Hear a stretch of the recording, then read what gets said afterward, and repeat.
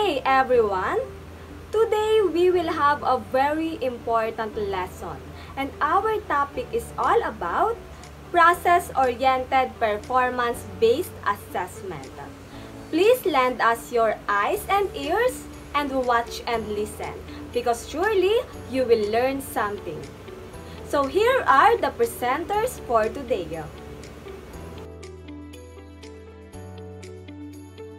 Before we proceed to our formal discussion, let me introduce the learning objectives. First, understand the importance of performance-based assessment. Second, utilize different activities to assess students' ability. Lastly, consider the effectiveness of applying assessments. It is important to assess students' learning not only through their outputs or products, but also the processes which students underwent in order to arrive at these products or outputs. Because in order to know that teachings being applied are effective, it is important to assess students on how they will be able to produce a progressive output. And it will be beneficial for teachers to consider the activities na ipapagawa nila sa students to be able to provide efficient learning. Assessment is really helpful for both teachers and learners because through assessment, teachers will be able to strategize their teachings and learners will be able to learn progressively. Part of assessing students' learning is giving attention to process. Andyan yung bibigyan din natin ng pansin yung proseso ng aktibidad na ipapagawa natin sa students para matukoy natin kung natututo nga ba ang students. Now, there are different assessments that being used for learners. Ano-ano nga ba ang mga assessment na ito?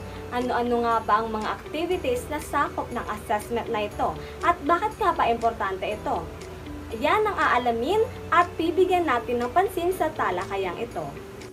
So what is performance-based assessment?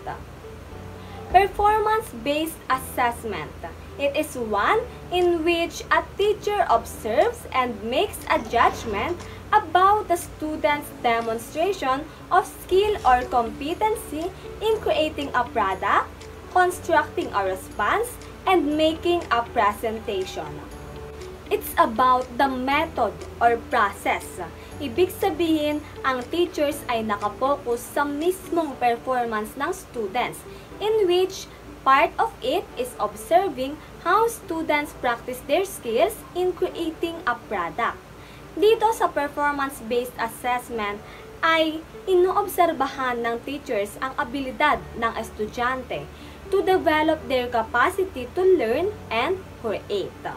Hindi sila nakabase lamang sa output, kundi sa mismong performance na maipapamalas ng estudyante through different activities.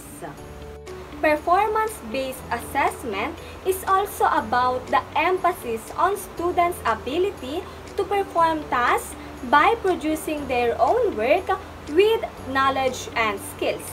This performance-based assessment, masusukat dito kung gaano kahusay ang estudyante sa pag-apply ng knowledge na natutuhan niya. And this application is really important to determine the efficiency of teachings. Basically, it is assessment na kung saan kailangan magpagawa ng teachers ng activities that will be able to practice the students' skills and abilities.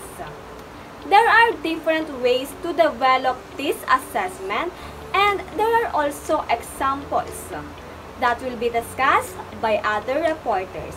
Good day everyone, I am Angelo Facurib and I am here to tackle about how to develop a performance-based assessment program. Use the following manners. So we have 4 manners. First one is identifying goals. Second, select course standards. Third, review assessments. And fourth, develop scenarios. So let's head to the first manner. So identify the goal. It should be clearly explaining the aim of performance-based assessment in detail. So kailangan na naka-indicate ka agad or alam natin yung goal ng ating performance-based assessment. Kasi kung hindi, it may lead to confusion sa ating students dahil sa overload information or hindi natin ma-reach yung hindi natin matamaan yung gusto nating puntahan or matutunan ng ating mga students sa ating performance-based assessment. So, the second one manner is select core standard. So, core standard means what a student enrolled in a school is expected to know and be able to do at a specific grade level. So, selecting a core standards after the selection of goals takes place, then comes the selection of certain core standards. These refer to the key activities and tasks that takes place within an assessment. So, ito nga yung ginagaano natin, yung mga activities na nilalagay natin na nakabase sa ating goals. So, the next one is review of assessment. So, review of assessment. So, pag ni-review natin yung assessment natin, while ginagawa ito ng mga student natin, dapat yung progress nito is nasusunod yung natin, yung goals natin, yung nadadali nila yung core standards natin. So, kung hindi ito nami-meet ng ating ng assessment natin, ibig sabihin may kailangan tayong baguhin. Yun lang dyan sa review assessment. So, the next one is develop scenarios. So, developing scenarios will help us to be ready sa lahat ng circumstances. So, this is a situation that addresses core standards and main ideas that student may be struggling with.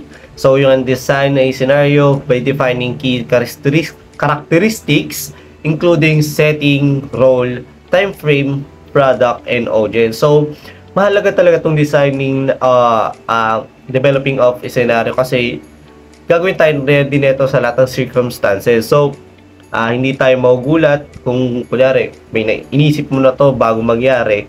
So, magiging ready ka sa solution kagad kung magkaroon man ng problema. Yun lang sa aking part. And next one is example of a performance-based assessment na i-report ni Miss Cindy Ramos.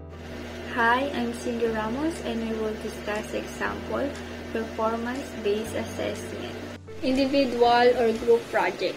Project have long been used in education to assess a student understanding of a subject or a particular topic.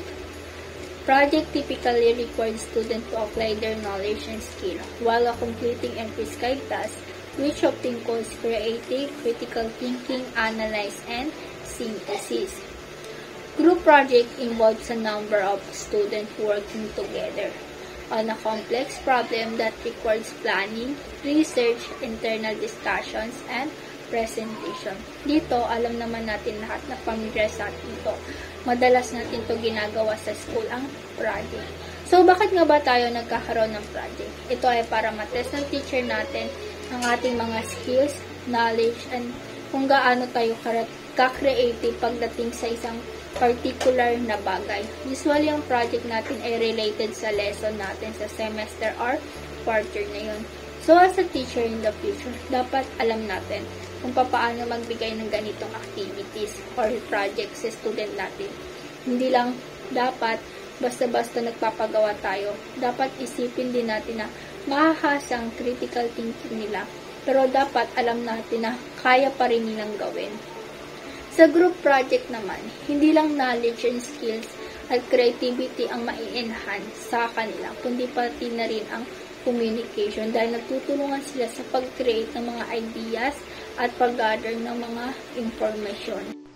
Ito naman ang halimbawa ng group project. Makikita natin ang pagkakaisa at pagtutulungan ng mga miyembro. Portfolio. Portfolio are systematic, purposeful, and meaningful collection of an individual work designed to document learning over time. So, dito, familiar din sa atin ito dahil dito natin nilalagay yung mga written activities natin. Similar with project. Kailangan din natin to sa future student natin para matutunan nila yung pagiging organized at masinop sa gamit nila. Sa pamamagitan din nito, madodocument din ng mga student yung mga bagay na natutunan nila sa loob ng semester. Two types of portfolio. First is working portfolio. A repository portfolio documents that the student accumulates over a certain period of time. Other types of process information may also be included, such as draft of student work or records of the student achievements or progress over time. Ito yung portfolio na kung saan nakadocument yung mga seatwork or activities ng student over a certain period of time. Second is showcase or model portfolio. A portfolio consisting of, for example, selected by the student, the documented student best work. The student has consciously evaluated his or her work, selected only those products that best represent the type of learning identified for this assessment. Dito naman, dinodocument ng student yung best work. Ito yung mga creative activities nila. Ito naman yung halimbawa ng portfolio natin. Dito natin kinukompare yung mga activities natin. Journals. It can be used to record student feelings, thoughts, perception, or reflection about actual event or result. Ito naman, kalamitan, ginagawa natin ito nung high school, wherein sinusulat natin lahat ng mga ginagawa natin araw-araw. Magagamit natin ito soon sa student natin para mas makilala pa natin sila ng lubos sa pamamagitan ng pag-alam natin sa kanilang mga feelings, thoughts nila regarding sa iba't ibang bagay. Ayan naman ang halimbawa ng journal na kung saan malaya tayong magsulat ng ating mga saloobin. Performance, gameplay during a tournament is also considered as student performance. Rubrics for gameplay can be written so that the students are evaluated on all three learning domains. First is psychomotor, cognitive, and affective. Dito naman sa performance, makikita natin ang talent at skill ng student natin. Particular na sa isang bagay sa pamamagitan ng pagbigay ng performance, mahuhubog ang kanilang learning domain, which is psychomotor, cognitive, and affective. Of course, similar with project, kailangan related pa rin sa lesson or subject ang kanilang performance tulad ng arts, singing, dancing, and acting. Ito naman ang halimbawa ng performance. Siyempre, merong outstanding, very good na binibigay ang mga guro pagkatapos natin mag-perform. Debates are a popular choice in high school and middle school because they allow the student to demonstrate many skills. A debating student will need to be competent in researching, reading, comprehensions, evidence, evaluations, public speaking, and civic skill. Malaking bagay ang debate dahil it compromises different skills such as researching, reading, comprehension, evidence evaluation, public speaking, and civic skill. Dahil ang debate ay tungkol sa pagdedepend ng opinion sa magkabilang panig o grupo. Kailangan ng ideas na binibigay ng student ay from reliable source. At ang informasyon ay makabuluhan dahil kailangan magbibigay sila ng kanilang mga evidence dahil ito ay makahasa ang kakayanan ng mga student when it comes to researching facts. Ito naman ang example ng debate kung saan ang pagdedepende o opinion sa magkabilang panig. Good day everyone! I'm Misha Benavente and this time we will going to tackle about the process-oriented learning competencies. Pero bago yon, meron lamang akong isang mahalagang katanungan. Is it possible to explain why the student outputs is as they are true an assessment of the processes which they did in order to arrive at the final product? For me, my answer is a big yes. Napakahalaga na masuri ang pag-aaral ng mga mag-aaral, hindi lamang sa ginawa nilang mga outputs, kundi pati na rin sa mga hakbang o proseso na pinagdaanan nila para mapagtagumpayan ang isang products or outputs. Ano nga ba ang tinatawag na process-oriented learning competencies? Teachers tend to assess students' learning through their outputs or products or through some kind of traditional testing. However, it is important to assess not only these competencies but also the processes which the students underwent in order to arrive at these products or outputs.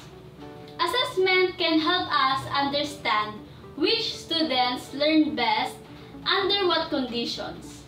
With such knowledge comes the capacity to improve the whole of their learning. In simple explanation, when we say process-oriented, meaning mas binibigyang pansin kung paano mo ginagawa ang mga bagay kaysa sa kung ano ang iyong ginagawa. Tinutukoy din nito ang pagsunod ng isang pattern na mga hakbang para makamit ang isang resulta. At dito na rin pumapasok yung pagiging flexible at adaptable ng mga students sa pagbabago ng mga sitwasyon at pangangailangan sa kanilang pagkatuto. Ano naman kaya ang gampanin ng learning competencies? The learning objectives in process-oriented performance-based assessment are stated in directly observable behaviors of the students. Competencies are defined as groups or clusters of skills and abilities needed for a particular task. The objectives generally focus on those behaviors which exemplify a best practice for the particular task. So sa pag-aaral ng bawat bata, malaking bahagi ang pagkakaroon ng learning competencies. Bakit? Dahil ito ay tumutukoy sa mga sistema ng pagtuturo, pagmamarka at pag-uulat sa akademya na nagpapakita ng kanilang natutuhan at gabay ito para makamit ang mga kasanayang inaasahan habang sila ay sumusulong sa kanilang pag-aaral. Therefore, competencies help students draw and build upon what they know, how they think, and what they can do. I have here the example of learning competencies for a process-oriented performance-based assessment. Let's read first. Task: recite a poem by Jose Garcia Villa, Have Come. Objectives: the activity aims to enable the students to recite a poem entitled Have Come. Specifically, 1. Recite the poem from memory without referring to notes. Number 2. Use appropriate hand and body gestures in delivering the piece. 3. Maintain eye contact with the audience while reciting the poem. 4. Create the ambience of the poem through appropriate rising and falling intonation. And number 5. Pronounce the words clearly with proper diction. Base sa ating example, ang objective o layunin ay nagsisimula sa general statement na kung ano ang inaasahan sa mag-aaral mula sa task. Pagkatapos ay nahati yung layunin sa 1 to 5 skills na dapat makitang pag-uugali kapag bumibigkas ng isang tula. Tulad nga ng nasa objective using Bloom's Taxonomy, ang mga specific na layunin ay saklaw din mula sa mga simpleng proseso hanggang sa mas komplikadong mga proseso. Halimbawa, ay paglikha ng ambience ng tula sa pamamagitan ng angkop na pagtaas o pagbaba ng intonasyon. Kaya ang isang kakayahan ay sinasabing mas komplikado kapag ito ay binubuo ng dalawa o higit pang mga kasanayan. So next, let's have another examples. We have here the following competencies, which is the simple and complex competencies. Pag sinabi natin competence, meaning ito yung kakayahan natin or ability to do something well or effectively. First, let's observe the simple competencies. Kung inyong titignan mabuti, yung mga statement na nakalagay ay madaling maunawaan at gawin. Hindi complicated yung process. While at the next side is more complex competencies, which is mas nadagdagan yung procedures na dapat isagawa. As you can see, nagkaroon na ng 2 skills sa statement. Example ng simple competence. Color a leaf with green crayon. Sinasabi na kailangan lamang kulayan ng color green yung dahon na tinutukoy. Habang sa complex naman ay draw and color a leaf with green crayon. Dito naman ay kailangan munang mag-drawing bago magkulay. Sa makatwid, itong competencies ay nagkakaiba base sa unti at dami ng skills. Samantalang pareho naman sila na nagre-resulta ng maayos na outputs or final product dahil sa process na kanilang ginawa. Let us know more about this question. What tools can help you become more process-oriented? There are many tools or techniques that can help you implement a process-oriented approach in school or work. So here are some examples. First is flowcharts. Ito ay isang diagram na nagpapakita ng pagkakasunod-sunod ng mga hakbang na kasangkot sa isang proseso. Nakakatulong ito na makita kung ano ba ang daloy ng impormasyon. Another is checklist. Ito naman ay listahan ng mga gawain o aksyon na kailangang tapusin. Good day everyone, my name is Glyn M. Pregunta and I am going to discuss about task designing. So what is task designing? The task designing is the design of the task. In this context depends on what the teacher desires to observe as outputs of the student. So task designing is the steps on how we will be able to provide or create a task to measure our students' capabilities. So ginagawa natin yung task na yun para ma-measure natin yung mga kakayahan ng estudyante natin, and that is task designing. So sa task designing, there are three things to consider. Number one is complexity. Complexity within the range of the ability of the student. So dapat the task should be within the range of the ability of the student. Sabi nga, dapat yung ipapagawa natin is sa mga students ay naaangkop sa kanila. Kung grade 1 sila, yung mga ipapagawa natin is pang grade 1 din. Hindi pang grade 3 or grade 2. Dapat naangkop sa kung ano yung grade level nila or yung capabilities ng bata. Next naman is appeal. Appeal is interesting enough so that students are encouraged to pursue the task to completion. So, dapat yung task natin is interesting. Nakukuha natin yung atensyon ng mga bata para so that we could encourage them na tapusin nila yung task. Tapos nag-enjoy sila habang ginagawa yun. So, yun yung appeal. And next naman is creativity.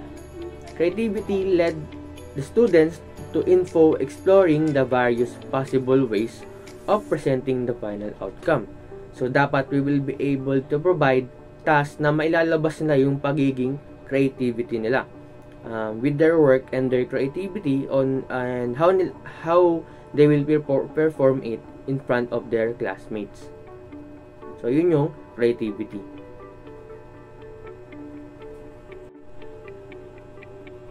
So, according to Lin 1995, she suggested ways to improve the development of tasks. So, number one is to focus on learning outcomes that request complex cognitive skills and student performances. So, we should create tasks that would measure the competencies that we want to get from our students. So, dapat hindi malayo yung task na gagawin natin sa competencies na gusto nating makuha sa ating mga students.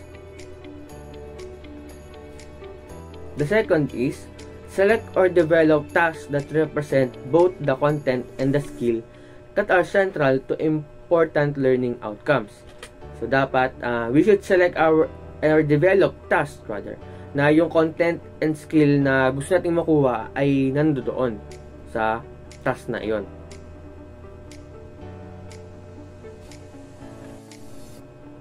So, the third one is minimize the difference of task performance on skill that are irrelevant to the intended purpose of the assessment task. So, dapat, it is important na yung ginagawa nating task ay very connected and sa learning outcomes na gusto nating makuha. Minimize natin yung mga hindi naman needed and focus na sa mismong objectives natin na gusto nating makuha. Kasi we have measured the competencies and if hindi mo naman na isali ron sa measurement na ginawa natin, wag na or at least minimize lang. We should provide a task that is associated mainly to our learning outcomes.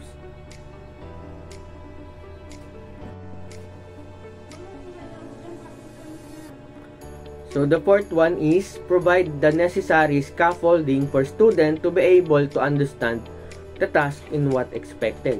So meaning tutulungan natin yung mga students natin so first, 'di ba, tuturuan sila, ay papakita natin yung mga steps on how to do the task. And sa dulo, sila na yung magko-complete and tatapos nung task na pinapagawa natin. So nandun lang tayo para tulungan sila, and it is our responsible to provide our students assistance, and once na nakikita na natin na nakukuha na nila, we should let them do it and finish the task.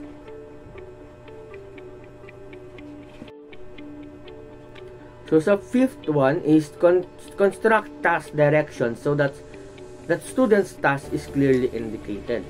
So ayun, one of the very important one is this, syempre kasi when we make our task, we should tell them the exact direction on what they are needed to do. So, syempre, paano nila gagawin iyon kung ang isang class ay walang proper na direction? Hindi nila alam paano iyon gagawin, hindi nila alam paano iyon sisimulan. So, as much as possible, we will provide directions, and nandun tayo para magbigay ng mga extra na kailangan nilang gawin or extra information na kailangan nilang makuha.